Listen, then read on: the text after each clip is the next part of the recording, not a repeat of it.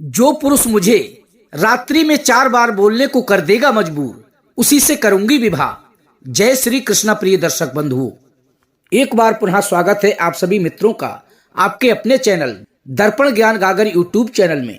प्रिय दर्शक बंधुओं, आज की ये हमारी कहानी बहुत ही रोचक व ज्ञानवर्धक है, इसलिए आप सभी दर्शक बंधुओं से मेरा निवेदन है हमारी इस कहानी को ध्यान से अवश्य सुनना। जो भी मुझे रात में 4 बार करेगा संतुष्ट, उसी से करूंगी विवाह, अर्थात वही बनेगा मेरा पति। एक राजकुमारी की अनोखी शर्त। प्रिय दर्शक बंधुओं, राजा विक्रमादित्य का नाम तो आपने सुना ही होगा, जिनके न्याय प्रणाली की चर्चा देवलोक में भी हुआ करती थी। ये कहानी उन्हीं न्याय प्रिय राजा विक्रमादित्य की है। एक दिन अपने महल की छत पर बैठे हुए राजा विक्रमादित्य और उनकी रानी चौसर का खेल खेल रहे थे। खेल खेलते खेलते ही उनमें बातें होने लगी और बातों ही बातों में बहस बढ़ गई। पहले तो रानी ने हंसी हंसी में राजा से एक बात कही कि हे राजन, अभी तो तुम मुझसे लड़ रहे हो, बहस कर रहे हो। यदि मैं मर गई या फिर अपने मायके चली गई तो मुझ जैसी सुंदर और रूपवती स्त्री तुमको ढूंढने से भी नहीं मिलेगी। तभी राजा कहने लगे कि हे रानी, दुनिया में सर्व गुण संपन्न अपने आप को बिल्कुल भी नहीं समझना चाहिए। परमात्मा ने इस संसार में तुम ही एक सुंदर स्त्री नहीं बनाई हो, तुमसे भी सुंदर इस संसार में कई एक स्त्रियां हैं। भगवान ने मनुष्यों में किसी एक को सर्वश्रेष्ठ बनाकर इसीलिए नहीं भेजा है क्योंकि मनुष्य की ये कमजोरी होती है कि वो थोड़ी सी सुंदरता व ऐश्वर्य पाकर अहंकार से भर जाता है। वो स्वयं को भी सबसे सुंदर व शक्तिमान समझने लगता है। हम इस बात को मानते हैं कि तुम सुंदर हो, गुणवान हो, पतिव्रता हो, किंतु इस संसार में सबसे श्रेष्ठ नहीं। इस संसार में तुमसे सुंदर स्त्रियां भी हैं और तुमसे बड़ी पतिव्रताएं भी हैं। मैं तो भगवान से यही प्रार्थना करता हूँ कि तुम मेरे साथ सदा ही रहो और कभी भी तुमसे मेरा बिछड़ना ना हो। और यदि तुम मर भी गई तो अगली बार जब मैं विवाह करूंगा तो जो सबसे श्रेष्ठ होगी उसी से विवाह करूंगा। प्रिय दर्शक बंधु, राजा ने ये बात अपनी रानी से हंसी मजाक में कही थी, पर राजा की ये बात रानी को बिल्कुल बर्दाश्त नहीं हुई। और प्रिय सज्जनों, ये बात तो आप जानते ही हो कि स्त्री सब कुछ सहन कर सकती है, पर अपने समक्ष किसी दूसरी स्त्री की प्रशंसा नहीं सुन सकती। रानी को राजा की बात इस कदर बुरी लगी, वो रानी उसी समय राजा को ताना मारते हुए कहने लगी कि हे राजन, यदि आपको अपनी वीरता, अपने ज्ञान पर अधिक ही विश्वास है तो आप राजकुमारी चौबोली को ब्याह लाओ तो मैं समझूं। अपनी रानी की बात सुनने के बाद राजा वीर विक्रमादित्य कहने लगे कि हे रानी, ये कितनी बड़ी बात है। यदि तुम कहती हो तो अब मैं घर में तभी वापस आऊंगा जब मैं रानी चौबोली को विवाह करके ले आऊंगा। तुम अपनी सौतन के स्वागत की तैयारी करो, उससे विवाह करने के लिए मैं अभी जाता हूँ। प्रिय दर्शक बंधुओं, राजा विक्रमादित्य की पत्नी इस बात को जानती थी कि रानी चौबोली को ब्याहना कोई आसान काम नहीं है, क्योंकि राजकुमारी चौबोली की एक अनोखी शर्त थी कि जो कोई रात्रि के 4 पहर में 4 बार उसे बोलने के लिए विवश कर देगा वो उसी को अपना पति बनाएगी। राजकुमारी चौबोली देखने में तो सुंदर थी ही, उसे देखने से ऐसा लगता था जैसे कि स्वर्ग से कोई अप्सरा उतर आई हो, इसलिए हर कोई उससे विवाह करना चाहता था। पर उसकी शर्त पूरी करना बहुत ही कठिन था, क्योंकि राजकुमारी चौबोली शर्त पूरी न कर पाने वाले राजा को कैद करवा के जेल में डलवा देती थी। अब तक न जाने उसने कितने शहजादों के लिए, क्योंकि उसके पास शादी की इच्छा लेकर के आए थे, उनको जेल में डलवा दिया था। राजा वीर विक्रमादित्य भी राजकुमारी चौबोली की राज्य में पहुंच गया और महल के बाहर रखे नगाड़े में जाकर धौंसा लगा दिया। तभी राजकुमारी चौबोली ने तुरंत ही अपने सैनिकों को वहां भेजा कि जाकर के देखो कौन सा राजकुमार जेल की हवा खाने को आया है। तत्काल ही राजकुमारी के सिपाही वहां पहुंचे और राजकुमार विक्रमादित्य को अपने साथ बुलाकर राजमहल में ले आए। विक्रमादित्य को देखने के बाद राजकुमारी की सखियां कहने लगी कि हे बहन, एक और बलि का बकरा हलाल होने को आ गया है। प्रिय दर्शक बंधुओं, उधर रात होते ही राजकुमारी चौबोली ने राजा विक्रमादित्य को अपने कक्ष में बुलवा लिया और वो स्वयं भी सज धजकर 16 श्रृंगार करने के बाद पलंग पर जाकर बैठ गई।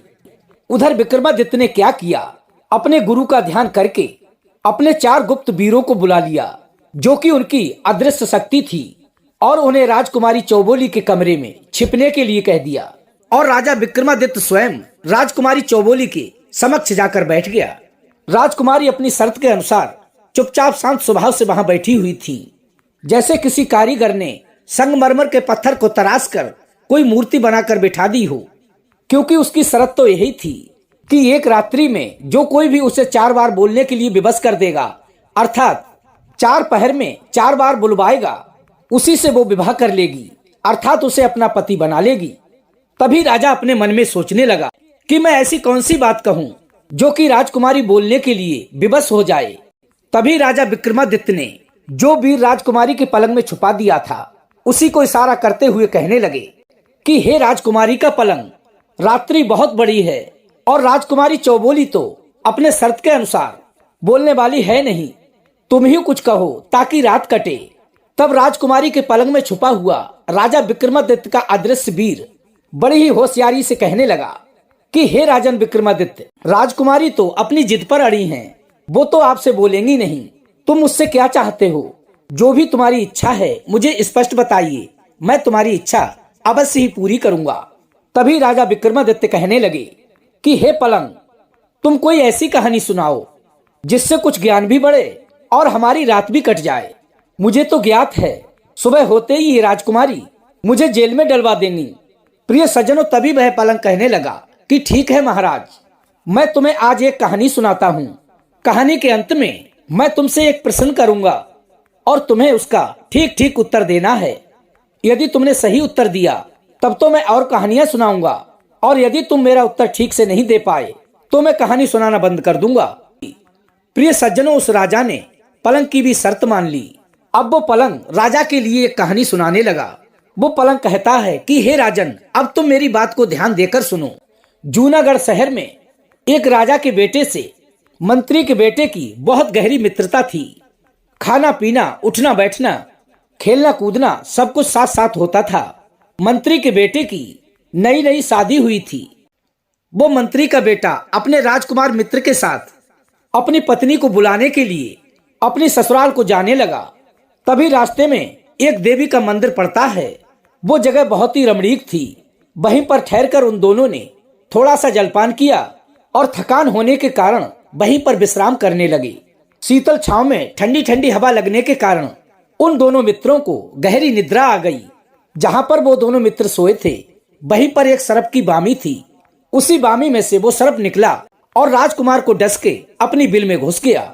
लेकिन प्रिय दर्शक बंधुओं, तभी उस मंत्री के बेटे की आंख खुल गई और उसने उस सर्प को अपने मित्र को डसकर जाते हुए देख लिया, तो अपने मित्र को मरा हुआ देखकर बेचैन हो उठा।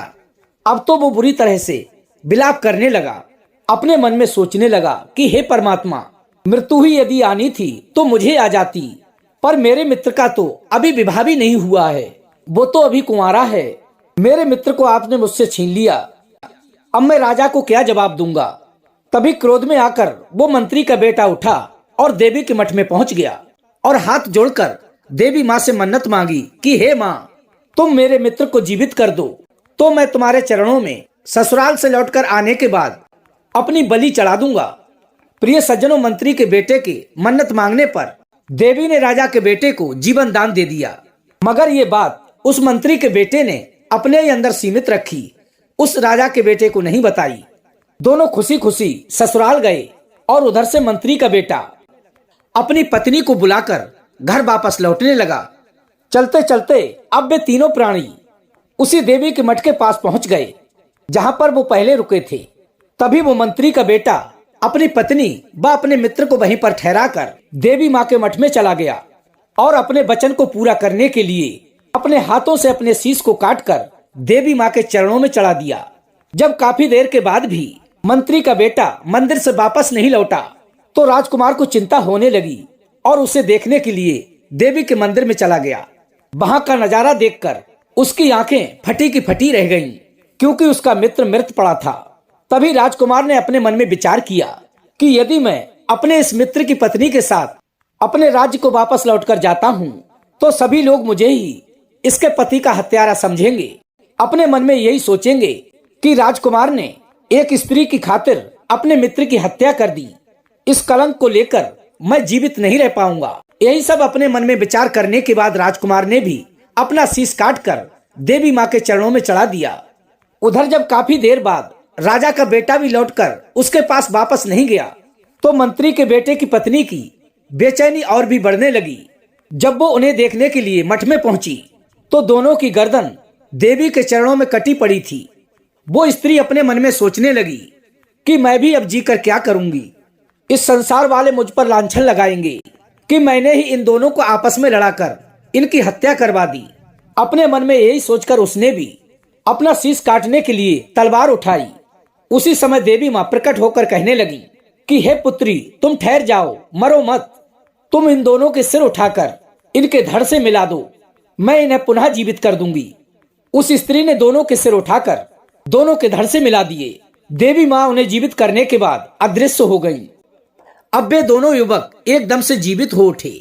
लेकिन प्रिय सज्जनों, एक अनर्थ हो गया था।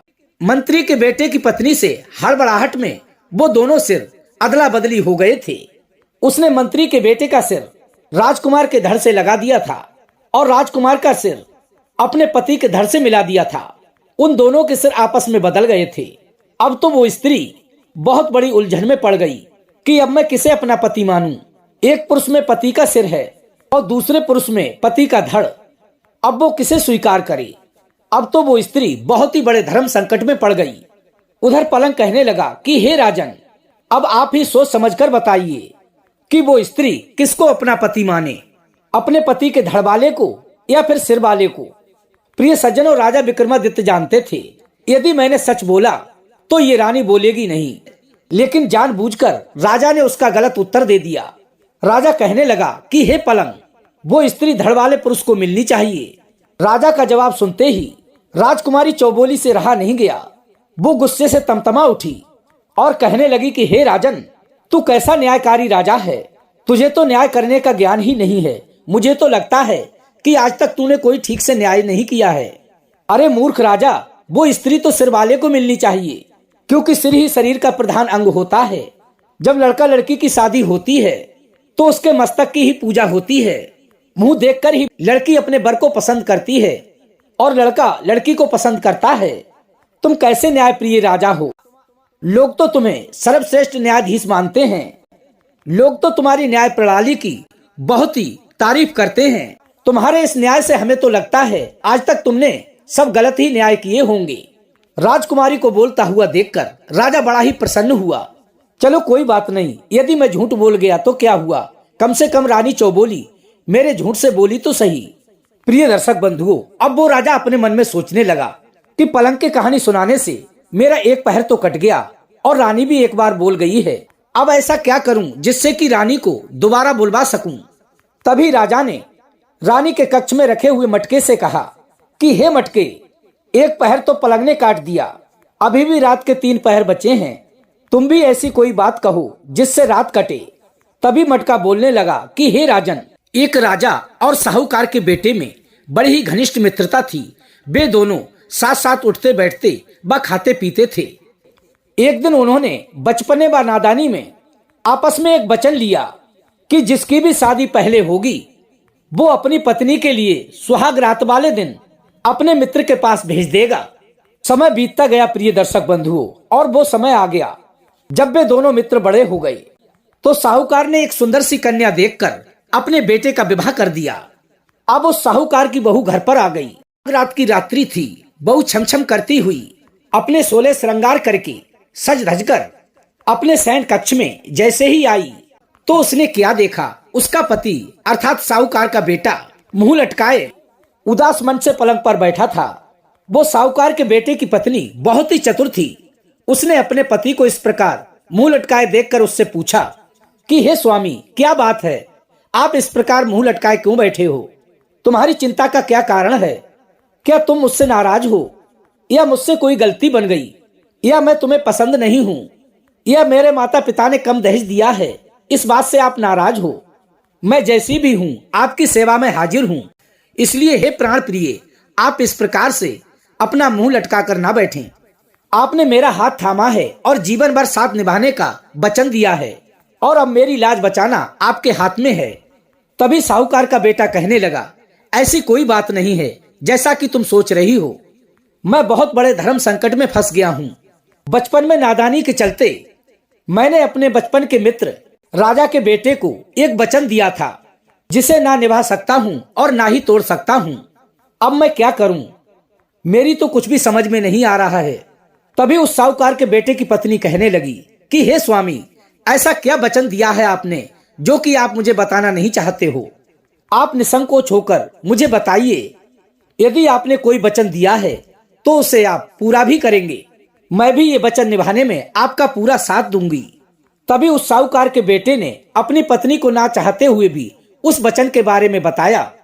तभी उसकी पत्नी कहने लगी कि हे नाथ, आप चिंता क्यों करते हैं?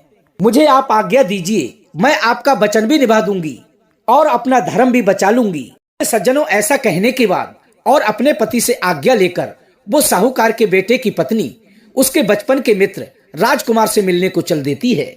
और तभी उसे जाते समय रास्ते में कुछ चोर घेर लेते हैं और अपने मन में सोचते हैं, वाह भाई वाह, परमात्मा ने आज तो हमें बहुत बड़ी भेंट भेजी है।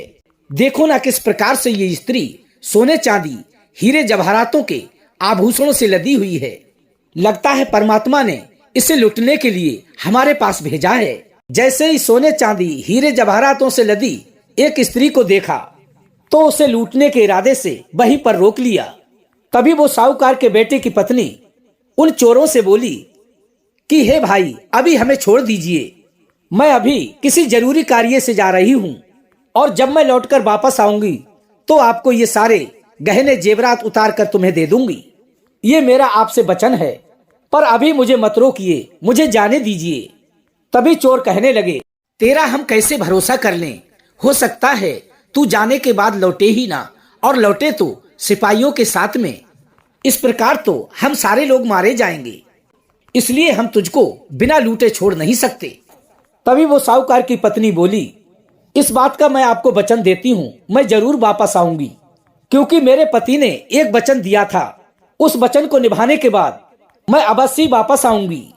तभी सभी चोरों ने आपस में सलाह की कि देखते हैं ये स्त्री अपना दिया हुआ वचन पूरा करती है कि नहीं।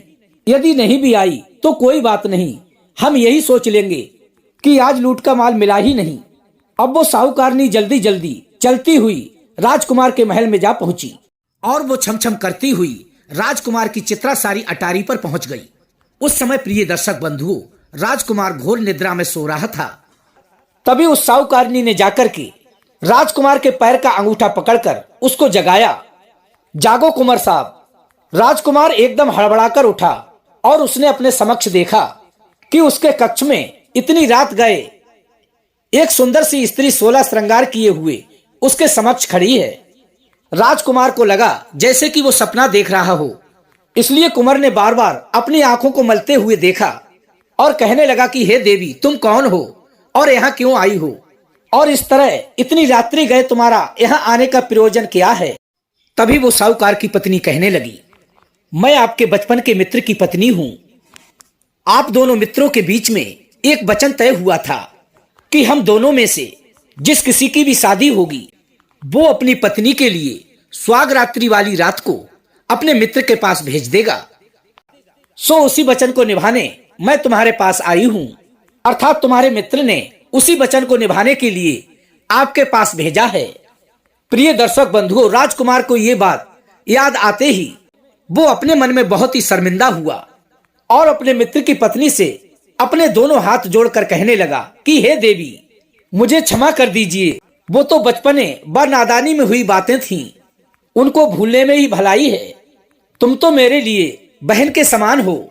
इतना कहते हुए कुंवर ने अपने मित्र की पत्नी के लिए अपनी बहन की तरह बड़े ही प्यार से एक चुनरी उड़ाई और एक हीरे मोतियों से भरा हुआ थाल भेंट करके उसको विदा किया। और वो साहूकार की पत्नी अपने हाथों में हीरे मोतियों से भरे हुए थाल को लेकर वापस अपने घर की ओर चल दी और रास्ते में खड़े हुए चोर उसका वहीं पर इंतजार कर रहे थे। तभी वे चोर उसे देखकर आपस में चर्चा करने लगे, ये स्त्री तो अपनी जबान की पक्की है। तभी उस साहूकार की पत्नी ने चोरों के पास आकर बोला कि हे भाई, लो ये हीरे मोतियों से भरा हुआ थार भी तुम ही रख लो, क्योंकि ये तुम्हारे भाग्य में ही लिखा था और मैं अपने गहने भी उतार कर तुम्हें दे देती हूँ। इतना कहने के बाद प्रिय दर्शक बंधुओं, उस साहूकार की पत्नी ने एक एक करके अपने सारे गहने उतार कर उन चोरों के आगे रख दिए। चोरों को ये सब देखकर बड़ा ही आश्चर्य हुआ और वे पूछने लगे कि पहले तू ये बता, तू गई कहाँ थी और ये हीरे मोतियों से भरा हुआ थाल तुझे दिया किसने? तभी उस साहूकार की पत्नी ने पूरी बात विस्तार रूप से उन चोरों को बताई। उसके मुख से ये बात सुनने के बाद चोरों के मुख से निकला कि धन्य है तेरी जैसी स्त्री, जो कि अपने पति का वचन निभाने के लिए राजकुमार के पास चली गई, और धन्य है वो राजकुमार जिन्होंने इसकी मर्यादा की रक्षा करते हुए अपनी बहन समझकर चुंदरी उड़ाकर हीरे मोतियों से भरा हुआ थाल इसको भेंट स्वरूप दिया। ऐसी चरित्रवान और धर्मपरायण स्त्री को तो हमें भी अपनी बहन ही मानना चाहिए। और चोरों ने भी उसे अपनी बहन मानते हुए उसे सारा धन लौटाते हुए और उनके पास जो थोड़ा बहुत लुटा हुआ धन था उसे उसको भेंट स्वरूप देकर उसे सुरक्षित उसके घर तक पहुंचा दिया। अब वो मटकी राजा से बोली कि हे राजा विक्रमादित्य, आपने तो बहुत बड़े बड़े न्याय किए हैं। अब तुम बताइए कि इस मामले में किसकी भलमनसाहत सबसे बड़ी है, चोरों की या कुंवर की? तभी राजा बोला कि हे मटकी, कुंवर की भलमनसाहत सबसे बड़ी है।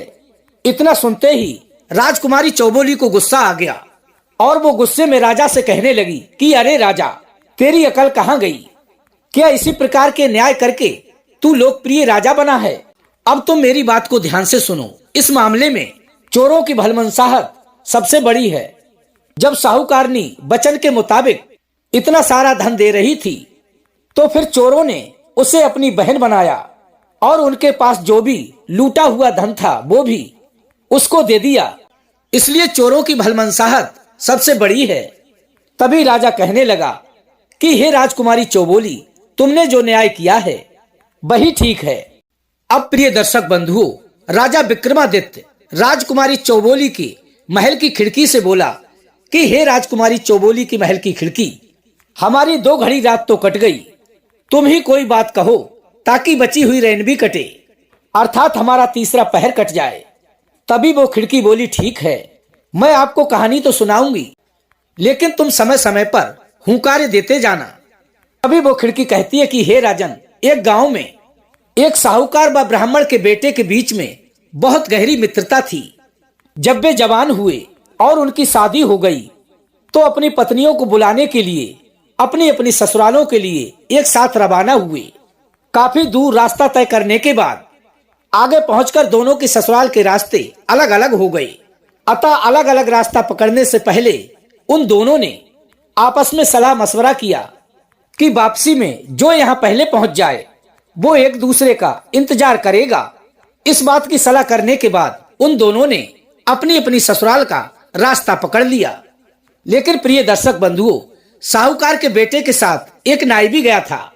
ससुराल पहुंचने पर साहूकार के साथ नाई को देखकर एक बुजुर्ग महिला ने अन्य महिलाओं को सलाह दी कि जमाई जी के साथ आए हुए नाई की खातिर में कोई भी कमी ना हो, वरना ये हमारी बेटी की ससुराल में जाकर हमारी बहुत बुराई करेगा, और यदि इसकी बढ़िया से खातिर करेंगे तो ये वहां पहुंचकर हमारी तारीफों के पूरे गांव में पुल बांध देगा। इसलिए इसकी खातिरदारी में कोई भी कमी ना रहे। बस फिर क्या था प्रिय दर्शक बंधुओं कि उस घर की बहू बेटियों ने उस बुढ़िया की बात को मानकर उस नाई की खूब खातिरदारी की। वे अपने जमाई को पूछे या ना पूछे, पर नाई को हर काम में पहले पूछते थे। खाना खिलाना हो तो पहले नाई, बिस्तर लगाना हो तो पहले नाई। अब वो साहूकार का बेटा अपनी ससुराल में बहुत ही मायूस और वो नाई उसे देखकर अपनी मूछें ऐंठता हुआ खूब खुश हो रहा था। ये सब देख मन ही मन दुखी होकर साहूकार के बेटे ने वापस घर जाने की जल्दी की और उसकी ससुराल वालों ने उसकी पत्नी के साथ उसे जल्दी से विदा कर दिया। अब रास्ते में नाई साहूकार पुत्र से मजाक करता हुआ चले कि ससुराल में नाई की इज्जत खूब हो रही है और ससुराल वालों की नहीं। जैसे जैसे नाई ने साहूकार के बेटे पर ये फबतियां कसी तो साहूकार का बेटा मन ही मन जल भुन गया, पर नाई को इससे क्या फर्क पड़ने वाला था। उसने तो अपनी टिप्पणियां जारी रखी। ऐसे ही चलते चलते काफी रास्ता तय हो गया। आधे रास्ते में ही साहूकार के बेटे ने किसी मनोहार वाली बात पर गुस्सा कर अपनी पत्नी को वहीं पर छोड़ और नाई को साथ लेकर वहां से चल दिया। इस तरह बीच रास्ते पर छोड़ देने से वो साहूकार की बेटी बहुत ही दुखी हुई और उसने अपना रथ वापस अपने मायके की ओर मोड़ लिया। लेकिन वो रास्ता भटक करके किसी और अनजाने नगर में पहुंच गई। नगर में घुसते ही एक मालन का घर था। उस साहूकारनी ने उसी मालन के घर के पास अपना रथ रोका और कुछ धन देकर उस मालन से कहा कि अपने घर में हमें कुछ दिन रहने के लिए आश्रय दे दीजिए। और धन मिलने के कारण वो मालन सहज ही मान गई। प्रिय बंधुओं, वो मालन अपने बगीचे के फूलों से माला आदि बनाकर राजमहल में देती थी। अब प्रतिदिन वो मालन फूल तोड़ तोड़ कर लाए और वो साहूकारनी नित नए नए डिजाइन के गजरे व मालाएं बनाकर उसे राजा के पास भिजवा देती। एक दिन राजा ने मालिन से पूछा कि आजकल फूलों के इतने सुंदर डिजाइन कौन बना रहा है? तुम्हें तो ऐसे बनाने आते ही नहीं हैं। तभी मालिन ने राजा से कहा कि हे राजन, मेरे घर एक स्त्री आई हुई है। वो बहुत ही बुद्धिमान व गुणवंती है। वही ऐसी सुंदर सुंदर कारीगरियां जानती है। तभी राजा ने हुक्म दे दिया कि अभी उसे हमारे महल में हाजिर किया जाए। अब तो वो मालिन चक्कर में पड़ गई कि अब क्या किया जाए। उसने बहुत बहानेबाजी की, लेकिन वो राजा नहीं माना। सो मजबूरी में उस मालिन को उस साहूकार की पत्नी को लेकर राजमहल में जाना पड़ा। प्रिय सज्जनों, राजा तो उस रूपवती स्त्री को देखकर उस पर आसक्त हो गया, क्योंकि उसने अपने पूरे जीवन में ऐसी सुंदर स्त्री को कभी नहीं देखा था। अर्थात इतनी सुंदर स्त्री उसके महल में कोई नहीं थी। सो राजा ने हुक्म दिया, इसे हमारे महल में भेज दिया जाए। तभी साहूकारनी बोली कि हे राजन, आप तो गांव के मालिक होने के नाते मेरे पिता समान हैं। मेरे ऊपर कुदृष्टि मत डालिए, क्योंकि मैं आपकी पुत्री के समान हूँ, इसलिए मुझे छोड़ दीजिए। पर प्रिय सज्जनों, वो कुबुद्धि राजा कहाँ मानने वाला था। ये सब सुनने के बाद वो साहूकारनी बोली कि ठीक है राजन, यदि आपकी यही जिद है तो मुझे सोचने के लिए 6 माह का समय दीजिए। राजा ने उसको 6 महीने का समय दे दिया।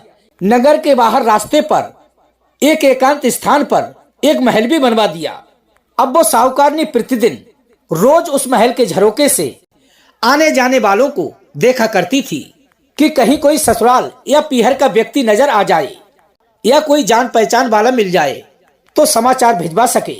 उधर रास्ते में ब्राह्मण का बेटा अपने मित्र साहूकार का इंतजार कर रहा था। जब साहूकार को अकेले आते हुए देखा तो वह सोच में पड़ गया। तभी अपने पास आते ही साहूकार के बेटे से उसकी पत्नी के बारे में पूछा तो उस साहूकार के बेटे ने पूरी कहानी उस ब्राह्मण के पुत्र को कह सुनाई। ब्राह्मण ने उस साहूकार के लिए बहुत ही खरी खोटी सुनाई। यदि तेरी ससुराल में नाई की आव भगत अधिक हो गई तो इसमें तेरी पत्नी का क्या दोष है, जो तूने उसके साथ इतना घृणित कार्य किया। ऐसे भला कोई अपनी पत्नी को कैसे छोड़ सकता है। अब उस ब्राह्मण कुमार के समझाने के बाद वे दोनों मित्र उस स्त्री को खोजने के लिए उसी नगर में पहुंच गए जहां पर वो साहूकार की पत्नी रहती थी। तभी उस साहूकारनी ने महल के झरोके से उन दोनों को देख लिया तो बुलाने के लिए एक आदमी को भेजा।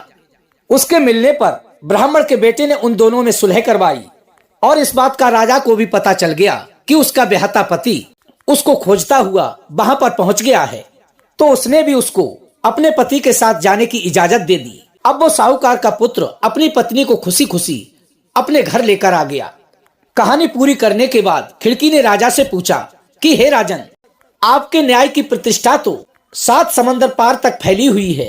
अब आप बताएं, इस मामले में भलमनसाहत किसकी है, साहूकार की या साहूकारनी की?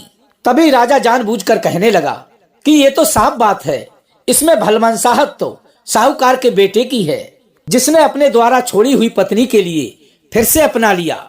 इतना सुनने के बाद राजकुमारी चौबोली के मन में जैसे कि आग लग गई हो। उसने राजा को फटकारते हुए कहा कि अरे अधर्मी राजा, क्या तू इसी प्रकार के न्याय करके प्रसिद्ध हुआ है? अब तू ही बता, साहूकार के बेटे की इसमें कौन सी भलमनसाहत थी? भलमनसाहत तो साहूकार की पत्नी की थी, जिसे निर्दोष होने के बावजूद साहूकार ने छोड़ दिया था और उसने रानी बनने का मौका मिलने के बावजूद भी अपनी हार नहीं मानी और अपने धर्म पर अडिग रही। धन्य है ऐसी स्त्री। तभी राजा कहने लगा, धन्य है चौबोली जी, आपने जो न्याय किया वही ठीक न्याय है। इस प्रकार 3 पहर कटने और चौबोली के मुख से 3 बार बुलवाने के बाद राजा विक्रमादित्य अपने मन में बड़े ही खुश हो रहे थे कि मैंने इसके मुख से 3 बार तो बुलवा लिया है, बस 1 बार बुलवाना है। यदि 1 बार ये और बोल जाए तो इससे मेरा विवाह हो जाएगा। अब वे अपने वीरों के लिए बार बार धन्यवाद दे रहे थे और चौबोली भी पहले से ज्यादा सतर्क हो गई। अब चौथी बार मुझे नहीं बोलना है। तभी राजा चौबोली के हार से कहने लगा कि हे राजकुमारी चौबोली के हार, किसी प्रकार 3 पहर तो कट गए और चौथा प्रहर अब तुम कोई कहानी सुनाकर हमारा काट दो। तभी राजकुमारी चौबोली का हार राजा विक्रमादित्य को कहानी सुनाने लगा। एक ब्राह्मण, एक सुनार, एक दर्जी और एक खाती 4 मित्र थे। चारों एक दिन आपस में सलाह करने के बाद कमाने के लिए परदेश को चल दिए। पूरे दिन चलने के पश्चात एक स्थान पर वे रात्रि विश्राम के लिए रुक गए। वहां चारों ने फिर से सलाह की कि कहीं ऐसा ना हो रात्रि में सोते समय कोई हमारा सारा सामान चुरा ले, इसलिए एक एक करके बारी बारी से हम सभी को पहरा देना है। सबसे पहले पहरे पर बढ़ई अर्थात खाती बैठा, जो कि वह भी दिन भर पैदल चलने के कारण बहुत ही थका हुआ था। सो उसे भी थोड़ी देर में ही नींद आने लगी, लेकिन वो सो कैसे सकता था। बढ़ई अर्थात खाती ने अपनी नींद भगाने के लिए पानी से अपना मुंह धोया और इधर उधर देखा तो उसे एक लकड़ी का टुकड़ा पड़ा हुआ दिखाई दिया। उसने समय बिताने व नींद न आए, उसने उस लकड़ी के टुकड़े को लेकर अपने औजारों से तलाश कर एक पुतली बना दी। इसके साथ साथ उस पुतली के हाथों में उसने चूड़ियां भी पहना दी।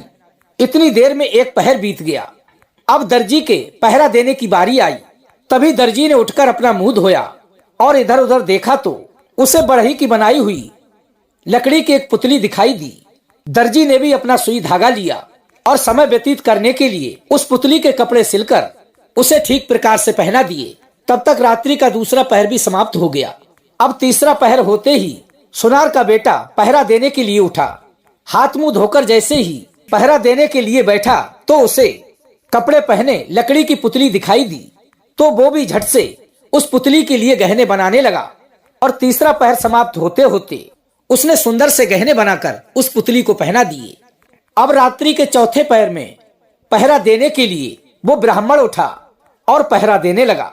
थोड़ी ही देर में उस ब्राह्मण की भी नजर उस सुंदर कपड़े व गहने पहने हुई उस लकड़ी की पुतली पर पड़ी, तो उसने झट से उठाकर एक स्थान पर रखा और मंत्र पढ़कर उसमें प्राण प्रतिष्ठा कर दी, अर्थात प्राण डाल दिए। अब तो वो पुतली छमछम करती सुंदर व गहने कपड़े पहने हुई एक स्त्री बन गई। अब सुबह होते ही वे चारों आपस में लड़ने लगी। एक कहे ये मेरी पत्नी बनेगी, तो तीसरा कहे नहीं मेरी पत्नी बनेगी, तो चौथा कहता है ये पत्नी तो मेरी है, मैंने तैयार किया है, इस पर मेरा हक है। अब राजकुमारी चौबोली का वो हार कहने लगा कि हे राजा विक्रमादित्य, आपका न्याय तो जग प्रसिद्ध है, अतः आप ही न्याय कीजिए कि वो स्त्री किसकी पत्नी हुई। तभी राजा जानबूझकर कहने लगा ये तो सीधी सी बात है, उस ब्राह्मण कुमार ने उस लकड़ी की पुतली में प्राण डालकर उसे स्त्री बनाया है, तो वो तो उसी की हुई ना, उसी को ही मिलनी चाहिए। इतना सुनते ही राजकुमारी चौबोली गुस्से में कड़क कर बोली कि लानत है तेरे न्याय पर राजा, तू तो न्याय प्रिय नहीं है, बहुत ही अधर्मी राजा है, तुझे तो न्याय करना आता ही नहीं है। ब्राह्मण ने तो उस पुतली में प्राण डाले मतलब जन्म दिया, वो तो उसका धर्म का पिता हुआ। कोई भी स्त्री पत्नी तो उसकी होती है जो उसके हाथों में चूड़ियां पहनाता है। इस तरह तो वो बढ़ई अर्थात खाती की पत्नी हुई, क्योंकि उसके हाथों में चूड़ियां तो उसी ने पहनाई थी। राजा बोला शाबाश कि हे राजकुमारी चौबोली जी, आपने बहुत ही बढ़िया बस सही न्याय किया। बजारे ढोली ढोल, चौबोली बोली चौथा बोल। सुनते ही ढोली ने जोर से ढोल पर थाप मारी।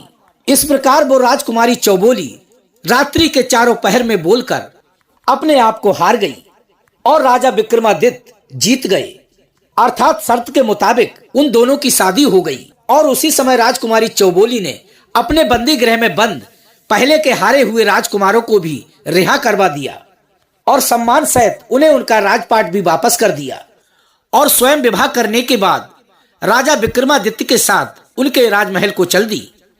तो कैसी लगी प्रिय दर्शक बंधु आज की हमारी ये कहानी। यदि वीडियो पसंद आई हो तो वीडियो को लाइक करके चैनल को सब्सक्राइब अवश्य कर लेना। हम कल फिर मिलेंगे इसी प्रकार की ज्ञानवर्धक चर्चा के साथ। इसी के साथ प्रिय दोस्तों, राधे राधे, जय श्री कृष्णा।